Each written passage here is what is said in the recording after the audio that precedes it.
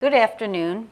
My name is Joanna Lipp, and I'm a registered dietitian at the Wilmot Cancer Center.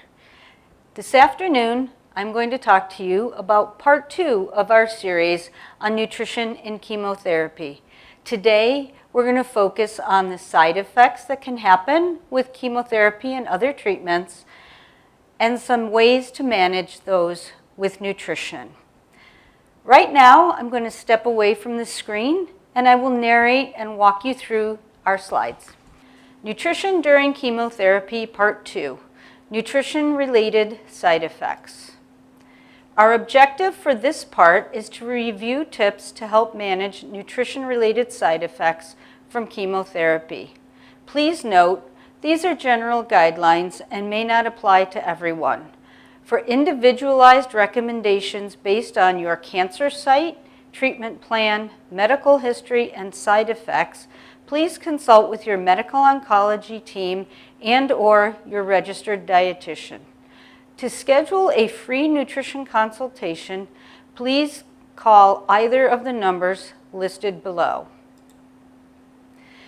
The treatment-related side effects that we are going to focus on today are swallowing difficulty, poor appetite and early satiety, altered taste and dry mouth, nausea, diarrhea, constipation, and fatigue.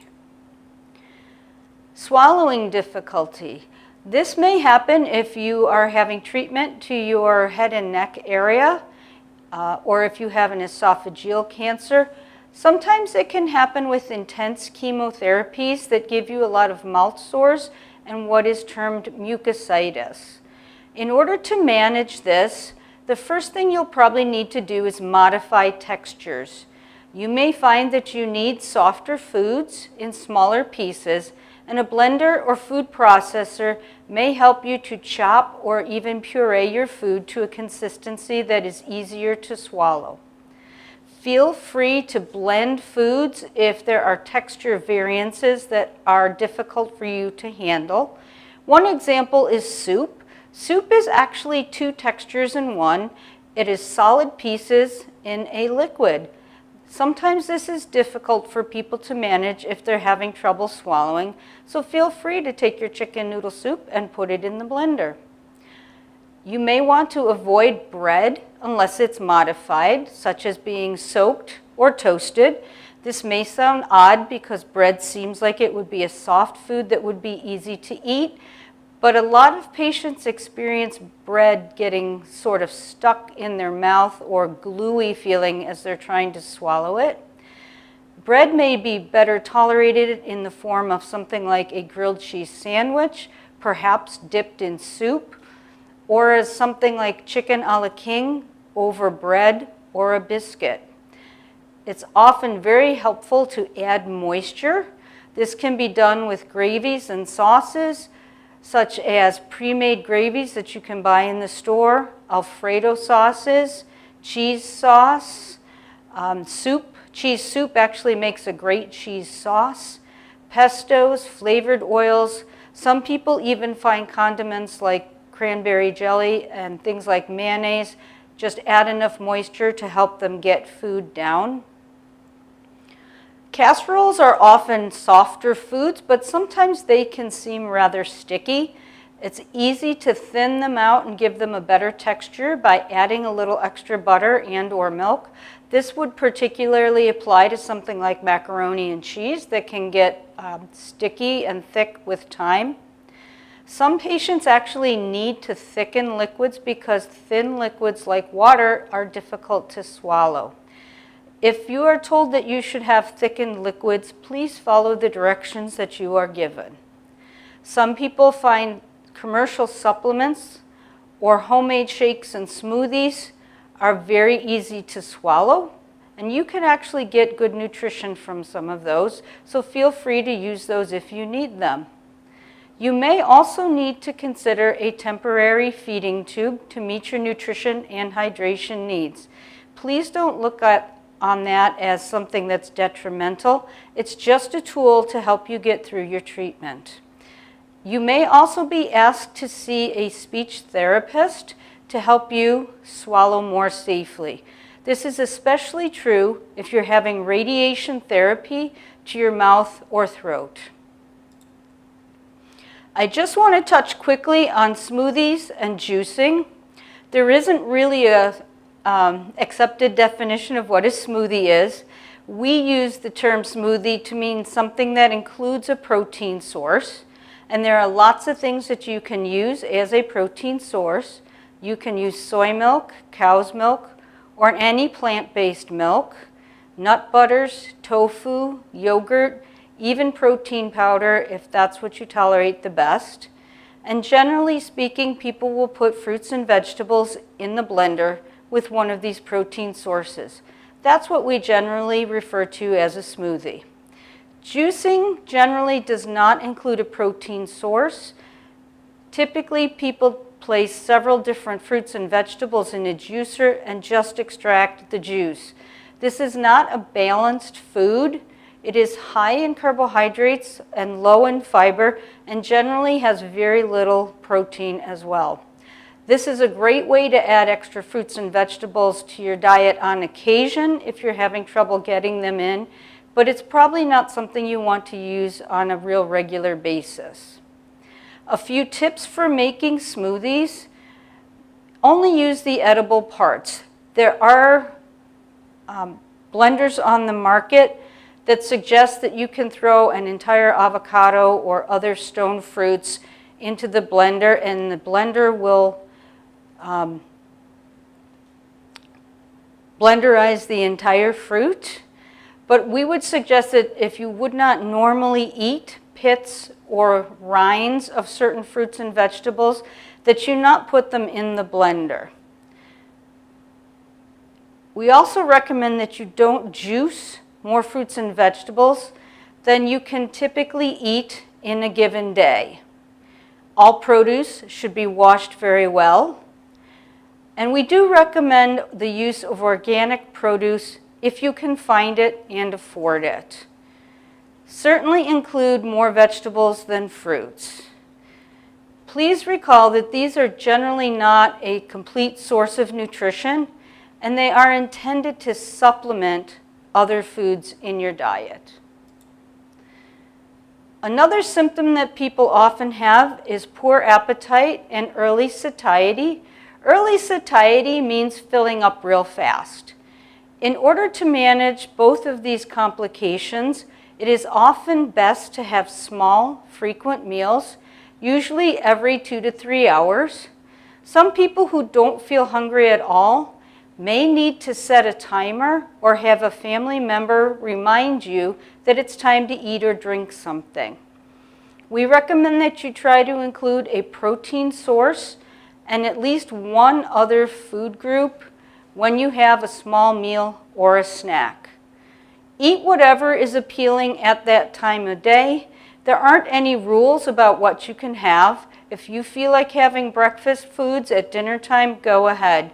If pot roast that's left over in the fridge sounds good at 6 a.m., go for it. It's also important to keep active. Having a fairly regular schedule and light physical activity may actually help your appetite. Make the most of what you can eat. As we touched on in part 1, trying to add any kinds of calories and protein to the foods that you do eat is very important. So adding butter to your toast or peanut butter to your apple slice may increase how many calories and protein you can get in a day. It's also important to have your snacks near you, visible, so that you remember to take them. So a few ideas for some mini meals: cereals with fruit and milk, soup and crackers, hummus with pita bread or vegetables, trail mix or homemade granola bars such as the Anytime bars that we demonstrated for you in the previous section. Things like yogurt or cottage cheese paired with fruit, pre-made nutrition supplements or your homemade shakes and smoothies. Even half a sandwich, something like egg salad, tuna salad, or chicken salad are excellent choices because there's a concentrated source of protein as well as a concentrated source of calories. This may be a time to use frozen meals, especially things like pot pies, tuna noodle casseroles, macaroni and cheese. You probably don't want to focus on the low-calorie diet entrees, but rather try to get the ones that will give you the most calories in the smallest volume of food. And don't forget things like fish sticks and chicken nuggets. A lot of times we think they're kid food, but they can provide a fair amount of calories and protein in a small amount of food. And don't forget about egg-based products like quiche or hard-boiled eggs. Altered taste and dry mouth are things that I hear a lot. It is recommended that you keep some mouth rinse handy. A quick mouth rinse that you can use is to take 1 quart of water, add a teaspoon of salt and a teaspoon of baking soda. That does a good job of getting bad tastes out of your mouth and giving you a start on hydration. We also recommend that you focus on a flavor profile that tastes good to you. Different chemotherapies may give you different kinds of taste changes, and food that used to be your favorite might not be your favorite anymore. But you might find, for example, that very salty foods taste good to you, or very sweet foods, or very tart foods. So if something tastes good, think about what makes that food taste good to you, and try to find other foods that might taste similar. If you have a metallic taste in your mouth, you may need to use plastic utensils. I've had quite a few people tell me they could taste their forks and their spoons. I've even had some people tell me that they could tell when food came out of a can.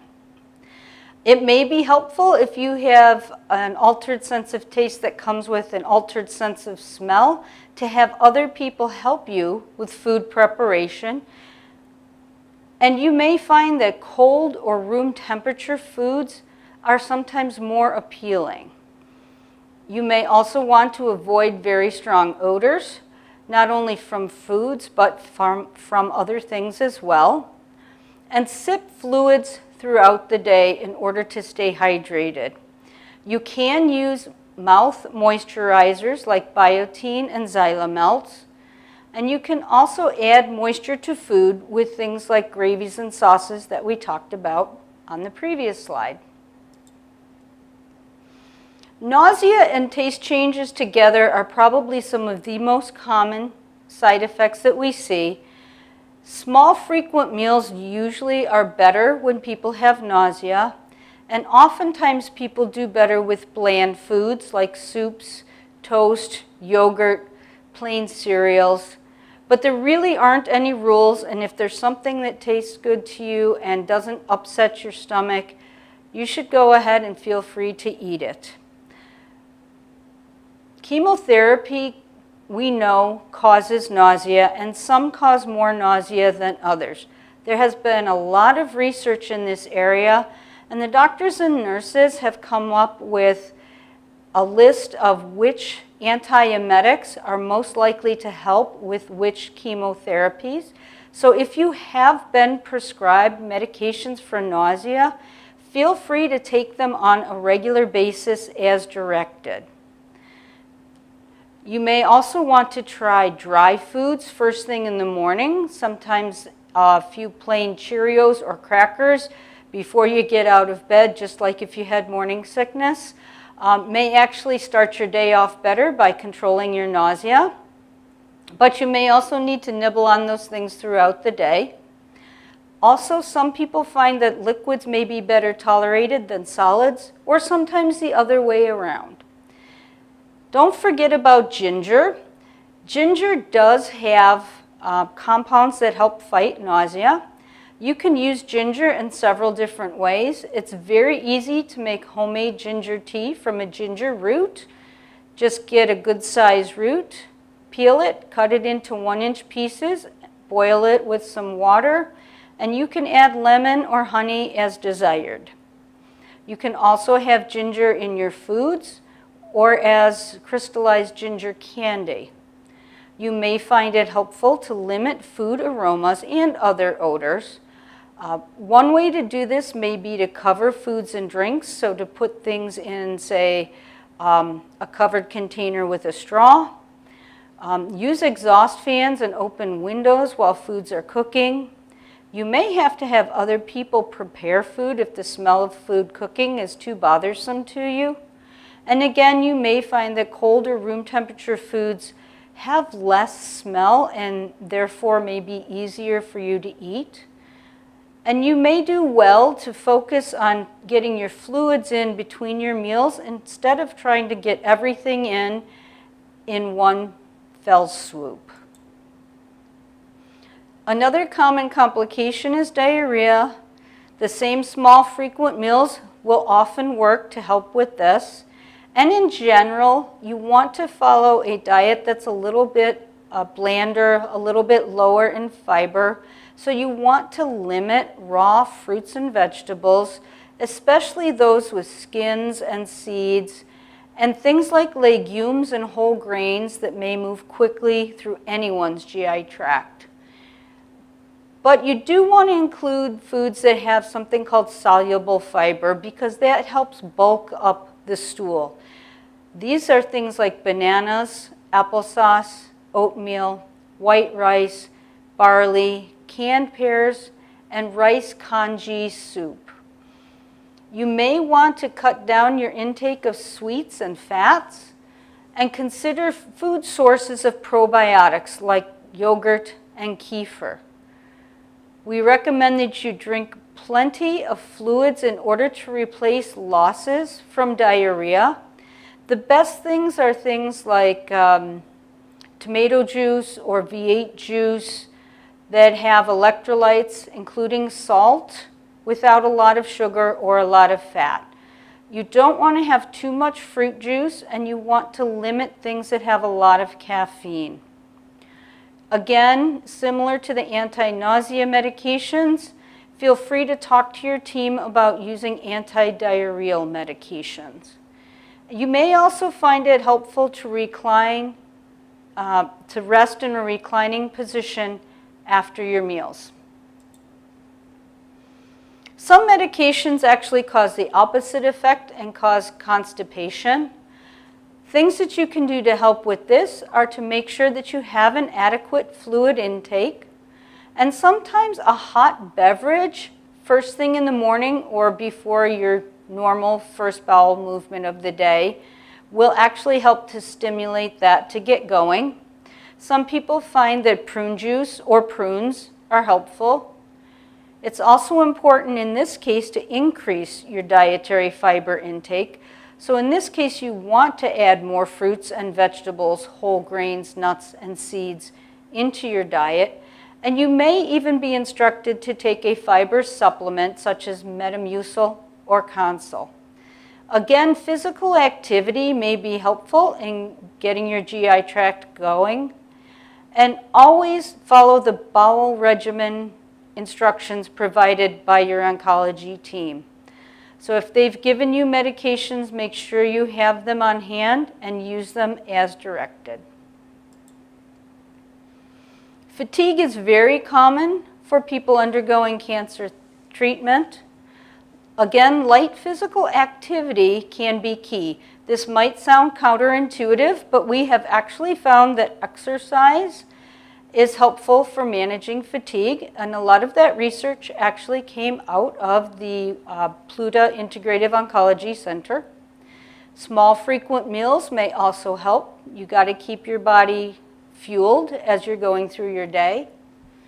If you have periods of time when you are feeling well, you may want to take advantage of those to do some batch cooking and put things in the freezer so that you have them when you aren't feeling so energetic.